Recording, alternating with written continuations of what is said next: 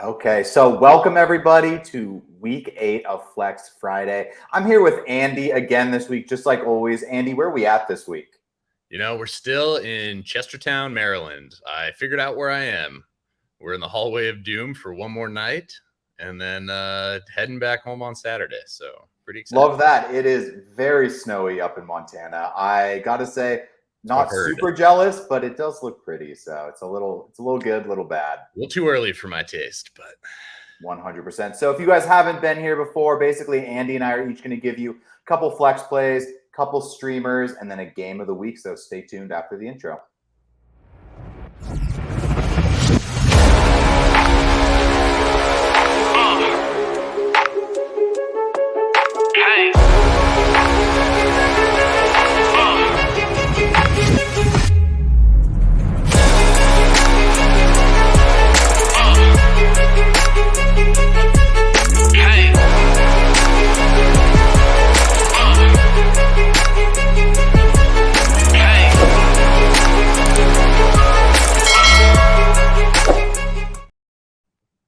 Awesome. So, Andy, why don't you kick us off with your first flex play for this week?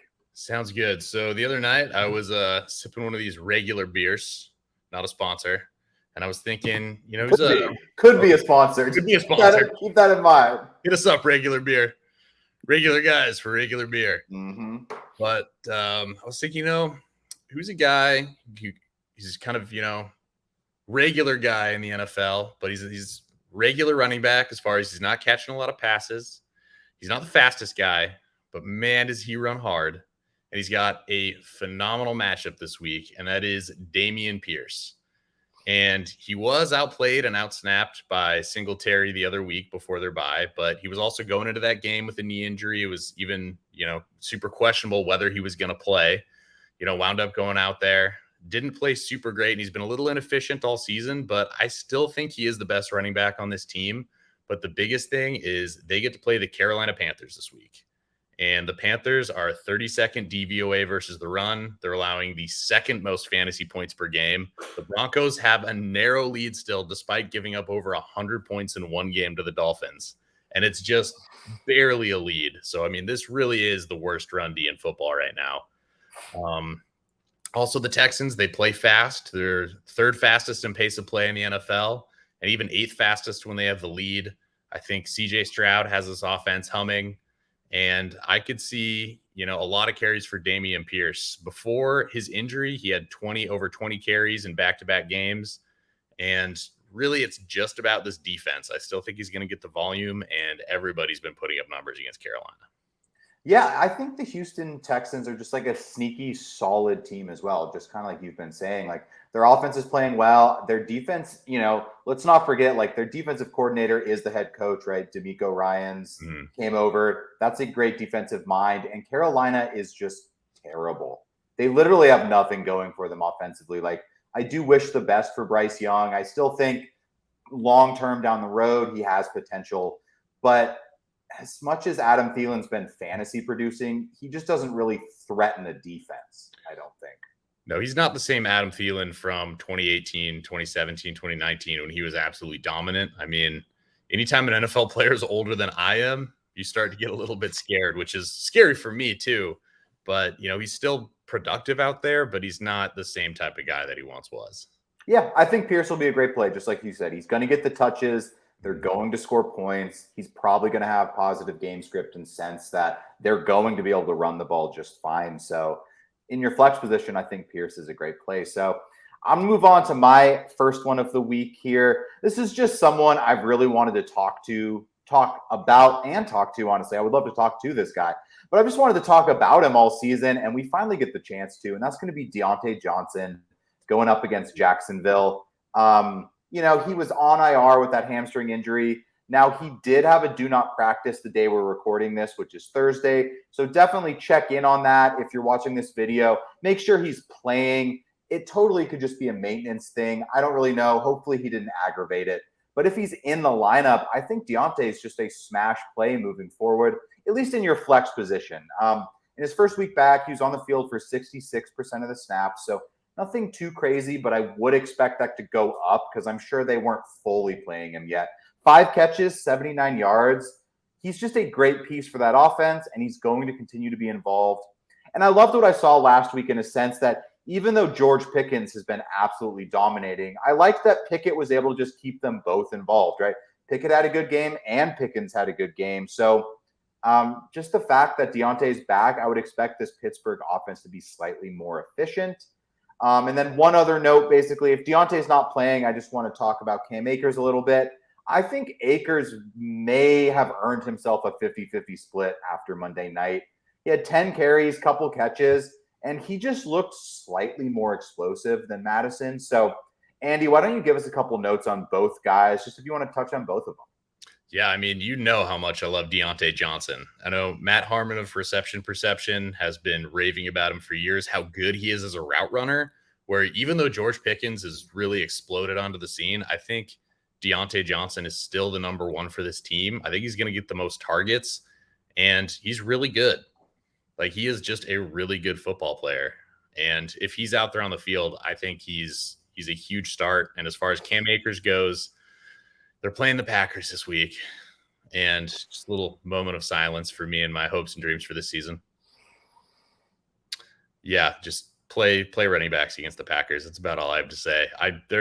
Packers are playing Minnesota and their defense is so bad. I wanted to put Packers on this list, but until I see something better, I just cannot recommend playing anybody pretty much outside of Aaron Jones. So, and even Aaron Jones, man, like hopefully he like actually plays. Like I think his injury must just be worse than anyone was leading on. I think so, but I think he's going to get healthy eventually, or I guess maybe not, but if he does start to get healthy, I think he is going to be the offense moving forward if they want to win games. If they want to tank, then maybe keep him on the bench the rest of the year, but I don't think that's the way they want to do it. 100%. So let's move on to our next player. Well, you picked one of my favorite players, and I'm going with one of your favorite players, and that's your boy, Rasheed Shaheed.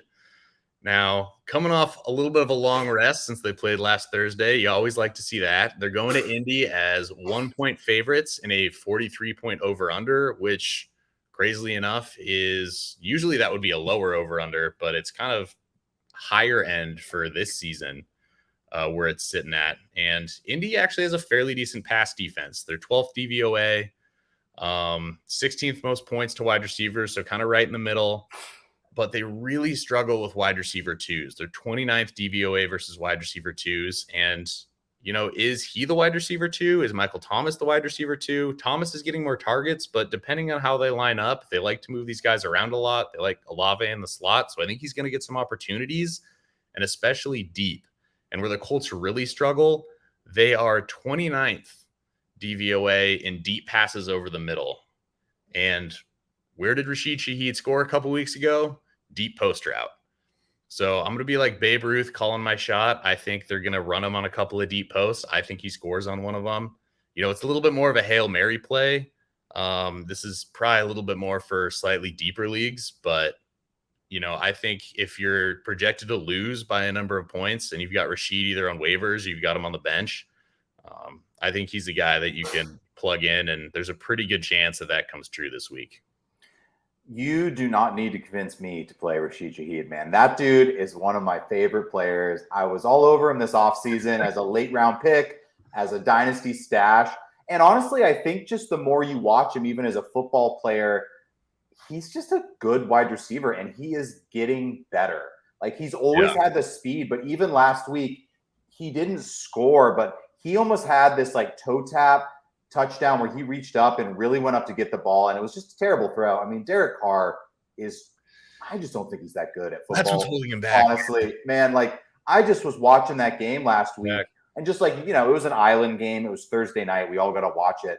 Mm-hmm. And I was just like, dude, if Rasheed Shaheed had a quarterback that could put that ball on the numbers, like God, what I would do to see him like on the Chargers or something, just ripping down the field, or like, I don't know, man, but I'm with you. Like, just like we've talked about before, the flex is such an interesting position on your fantasy team where it's like, you really can kind of play it more strategically. It's like, do you need 8 points or do you need a guy that can maybe go for 22?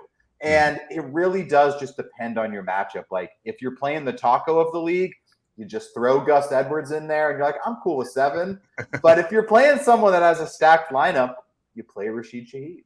Yeah, I mean, he had 8 targets last week. They're getting him involved in different ways too, but he's got average depth of target of 16.2 yards. It's pretty high end in the league as far as how far he's getting down there. So sign me up for that deep ball.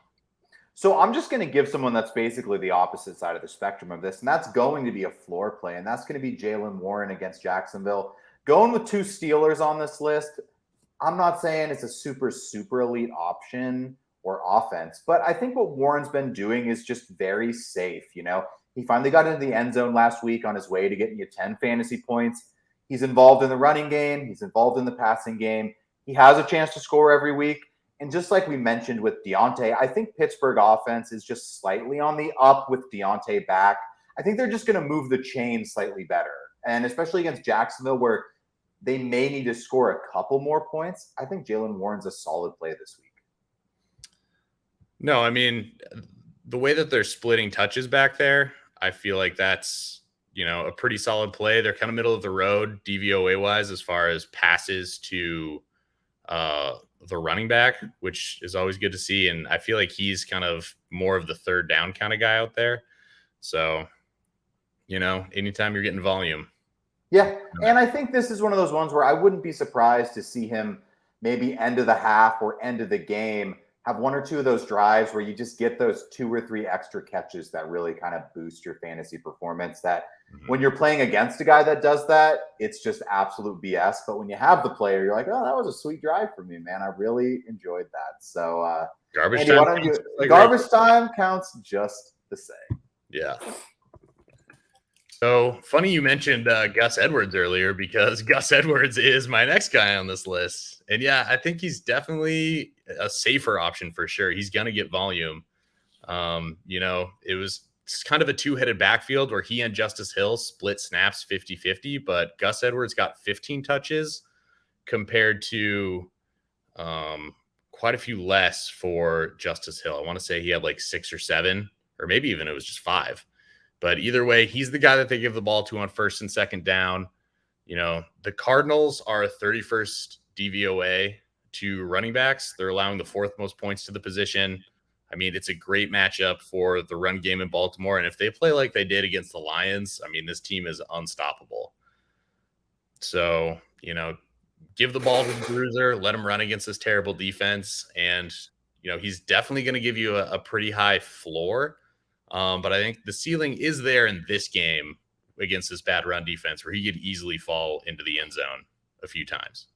Yeah, well, and if it's working, I think Baltimore totally could lean on the run. I think what I'm loving out of Baltimore this year with the new offensive coordinator is that they are a little more have multiple styles, right? They're not just how they've played the last couple of years where they kind of just run that read option game. They let Lamar run.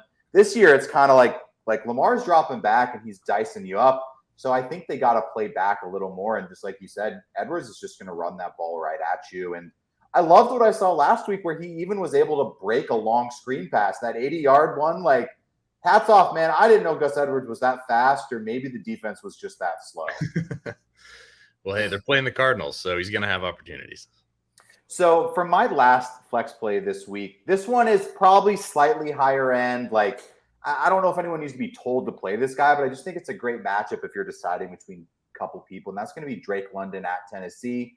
London's been pretty awesome, honestly, the last 3-4 weeks, and I'd expect that to continue against the terrible Tennessee pass defense, which honestly, we've known for the last 3 years Tennessee's pass defense hasn't been that great. And they just lost their best secondary player in Kevin Byard, right, going over to the Eagles. So I wouldn't be surprised to see maybe a blown coverage or two, and one of those could easily go to London. I mean, he's had 6, 9, and 6 catches his last 3 games, so he's involved. He has a chance to score. It's not super easy to run the ball in Tennessee, so I could see them having to lean on the pass game slightly more. And who knows with this game? Like, I'm excited to see what Will Levis does. Maybe he puts up some points for the Titans. Maybe he doesn't, but Tannehill wasn't it. So let's see what happens. Yeah, I mean, the Titans are 4th DVOA versus the run and in the mid-20s versus the pass, but 32nd to wide receiver ones. They're just letting those number one wide receivers eat. I was not high on Drake London going into this year, but you play in enough leagues, you want a little bit of variance. So I drafted him in a league. After week 1 with that one target, I was scared, but he's been a staunch member of my lineup pretty much ever since. So I'd love throwing him in, and I love this matchup. Okay, so let's move on to our streamers for this week. So basically, Andy and I are each going to give you a couple streamers, not the top 12 guys, but someone who might be on the waiver wire, coming off a bye, etc. So Andy, why don't you kick us off with your tight end play for the week? Yeah, so this is a guy coming off of a bye, so he might be on waivers and redraft leagues. And he only had one target the previous week, and this is a guy that you've chosen before, and I think it was a good call because he's on the field for 86% of the snaps, and that's Jake Ferguson, tight end for the Cowboys, and they're playing the Rams this week, who have been terrible against the tight end, 30th DVOA, allowing the 7th most fantasy points, 4th most yards to the position.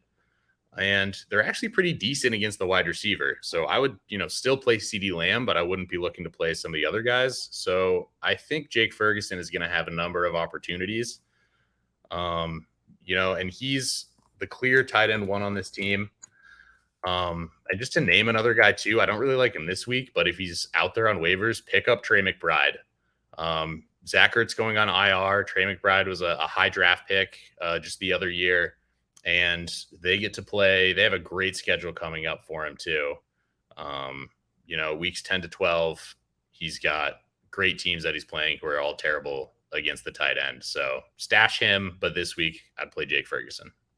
Yeah, Ferguson's a great play, man. If you're looking for a guy who's going to be involved and on the field, I think Ferguson is a great call. Just like you said, the Rams are actually weirdly good against the wide receivers. I don't know if it's just their defensive play calling or how they've been doing it, because it's not like they really have a stud corner. I mean, Witherspoon, I think, is their main guy, and he's been okay, but nothing crazy.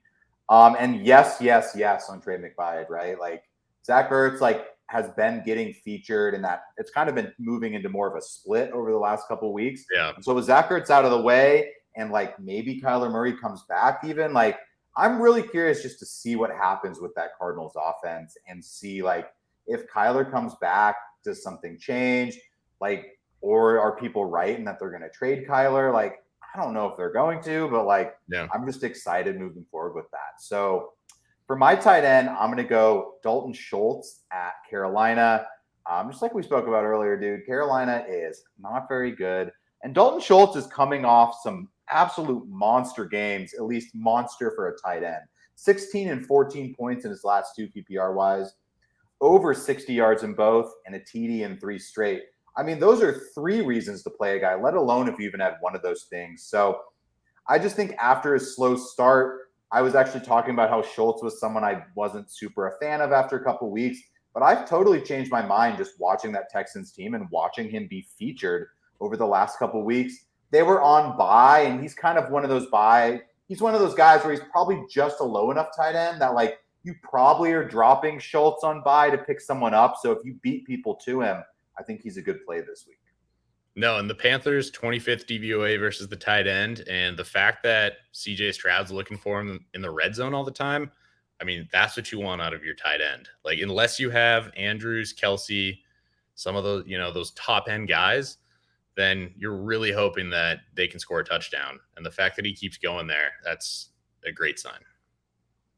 Okay, so who is your QB for the week? So moving on to quarterback, it's, he's coming off a good game, but it's definitely a gross pick. That's Mac Jones. You might be expecting a down week after upsetting the Bills, and I still don't think the Patriots are going to win this game. But they're playing the Dolphins.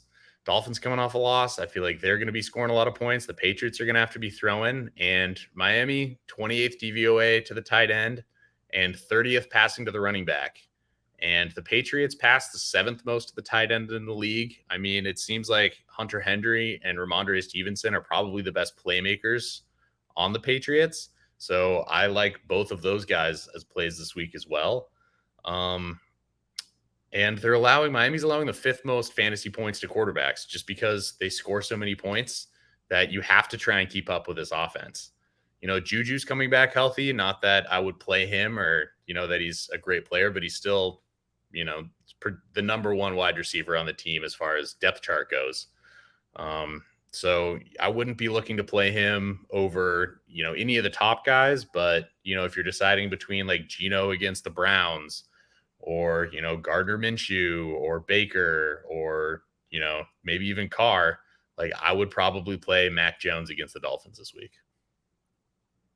Yeah, well, and just to reference, like Mac Jones and the Dolphins, he's already played the Dolphins once this year, right? So he had 230 yards, 1 touchdown, 1 pick, but he had 42 passing attempts, which is basically what you're speaking to. The sense is that the upside of him having a lot of yards, or at least throwing the ball a ton, is totally there, just because of how quick and how explosive the Dolphins offense has been. So for my QB, I'm actually just going to go with a stack, and I'm just going to say CJ Stroud at Carolina. Coming off a bye, 1 QB leagues, right? Stroud has been good, but I think he hasn't been so good that he's probably not available to pick up, especially in a 1 QB league. Stroud has 2 passing touchdowns in 4 out of 5 games, over 240 yards in 4 out of 5 as well. So he's just been very solid from the pocket, and he's been able to take advantage of the defensive mistakes and really hit on some big plays. Now, those can always go away, but I think his weapons are just progressing a bit, and it does look like Tank Dell is going to be back this week. So I think with Dell, Nico, Robert Woods underneath, and obviously Dalton Schultz with the stack we just talked about, against a very just bad team in general, where I think the Texans could put some points up against Carolina, I think you play your Texans, and I think you play CJ Stroud. And if you can have Stroud and Schultz stacked up coming off the bye, I love that. No, I think that's a great play. I mean, in our auction league that we're in, it's a super flex. I've got CJ Stroud, and man, I was missing him last week. He is, unfortunately, or I guess fortunately, he's basically been my QB1 this year, which it was a guy bid $1 on at the end of the draft, and he's looking like the real deal. So I'm happy to throw him out there pretty much on a weekly basis. I love it. So let's move on to our game of the week. Basically, we're going to give you a game that might have a high score, crazy outcome, that kind of stuff. Andy, so what game are you looking at for week 8? Now, this is the grossest game of all time. And it's a weird week. There's not a single over-under above 46.5. There's a lot of bad teams playing good teams, because pretty much all those games where that over-under is there, it's not 2 good teams playing each other. It's one team is like an 8 or a 9-point favorite against the other one. And there's one team in the NFL that is 6-1 hitting the combined over, and that is the Chicago Bears. So I'm going Bears Chargers, 46.5 point over under. And both these defenses are really bad. It's the Sunday night game, which is always going to be fun to root for guys then. Chargers 28th against the pass, 23rd against the run. Bears 30th against the pass. And 16th against the run, but 32nd versus passes to the running back. So if you have Austin Eckler, you're obviously starting him, but I think he could have an absolute monster week. I'm starting. I would be willing to throw in Deonta Foreman and Rasheed Johnson if he comes back and is healthy. Last week was a little pat on my back, a little great call with the either Rasheed Johnson or Deonta Foreman absolutely exploded. Yeah, I think they're going to still want to run the ball with Badgett, but it's this weird thing. I think Justin Fields is definitely a better quarterback. When he gets healthy, he should be the starter again. But Badgett actually looked fairly decent. He was, hitting guys in rhythm. And weirdly enough, he might be better for some of the other receiving options on this team, because Justin Fields is so good and athletic. It's going to help the team if he runs the ball. Whereas if Badgett gets into that situation, he's either going to try and check it down or maybe throw something, because he's not going to run 60 yards down the field, juke 2 guys, and stiff arm somebody into the end zone. So, I'm not looking to play Darnell Mooney, but if you're in some weird, deep injury situation, like this Chargers defense is so bad against the pass, it's a hope and a prayer to throw him in. And then, Josh Palmer, your Chargers, I think this is a great matchup for all of them. Yeah, I mean, definitely love the Chargers. And like you said, I think the Bears people should be good enough. I definitely wouldn't play Komet coming off last week. He had such a terrible game. Yeah, 0 targets. I don't know. I mean, it's really hard with backups. Like, you don't really know exactly what they're going to do, but like, he's going to throw the ball to DJ Moore. Those running backs are great. I really don't see a way that Foreman didn't earn some more touches, even if Roschon comes back this week. Like, he looked really good, right? He looked like the guy that they went and got in free agency that has been usable in fantasy the past couple of years. So I'm with you, man. That game definitely is gross, but an island game, high scoring, I'm excited for that one. I would love to see a big Justin Herbert, big Chargers game. But with that probably comes some points from Chicago. Yeah. So for my game, I'm going to go, honestly, this one's going to be a little gross as well. And I'm going to go with the Monday night game. And we're going to go Raiders against the Lions. Nothing too crazy, but I just think after last week of the Lions getting stomped at Baltimore, they're back at home. We all know the Jared Goff home away split narrative, whatever you want to say. It's mostly true. And I would expect the Lions to just come into this game and explode offensively. I think they're just pissed they got their butts kicked last week. Dan Campbell's he's just going to yell. His nose is going to be all red, man. I don't know how his nose gets so red on the sideline. Take a peek at that if you've never noticed. But play your Lions. And just with that, Vegas has some options. Like, Jacobs is pretty hit and miss, but he has upside. And then definitely Jacoby Myers, definitely Devontae Adams. And if Jimmy G starts, I think he's a solid streamer this week if he is playing. So I actually need some help here then. I'm debating between Jahmyr Gibbs, Christian Watson, and Dameon Pierce. I can start two of those guys. Who would you start? I would happen to say this may be against me, but I think in that situation, I would probably sit Watson just because I don't trust the Packers. Hey, man, that's fair. I'm really thinking about it. It's a bit. He did get cleared, right? So just for those that weren't paying attention, like, it honestly looked like Watson may have tore his ACL last weekend. So it's awesome to see that he practiced and maybe he just kind of got a bad bruise or just kind of tweaked it a little bit. Yeah. Well, that's good. I'm keeping Jahmyr Gibbs in there. Definitely Gibbs, though. I don't see any way after last week you can't be excited with what Gibbs gave you. Now, the Lions are going to find a way to ruin the fun for everyone. It's going to happen once Montgomery plays. And Gibbs is tough, man. I think he has the talent, but I do truthfully believe, and like, we're kind of going off topic here, but it's the last little bit, man. If you guys don't want to watch the rest of the video, you can just cancel it out. It's the last section. But like, I believe in the narrative that it's like they have Gibbs for probably 5 years with his, with his 5th-year option. Like, they are in no rush to have to give that dude the ball 25 times a game right away if they don't have to. But he looked really good last week. He broke a 20-yard TD run. He was great in the receiving game. So let's see what happens with Montgomery comes back. But no Montgomery, Gibbs is a smash for sure. Oh, yeah. No, I love that. I love, what this Lions offense can do when they're hot. And, if any coach can get players ready, like you were talking about, after a bad loss like that, it's fucking Dan Campbell biting off kneecaps in that locker room.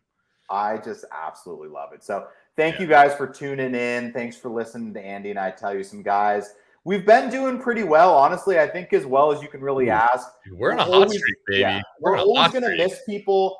Fantasy football is like poker, right, man? You can have a good hand, but the dude can always hit some quad twos. But thank you guys for tuning in. And my dynasty team name is Dan Campbell Fan Club. So he's got it this week. Go bet on Dan Campbell. So thanks for watching, guys.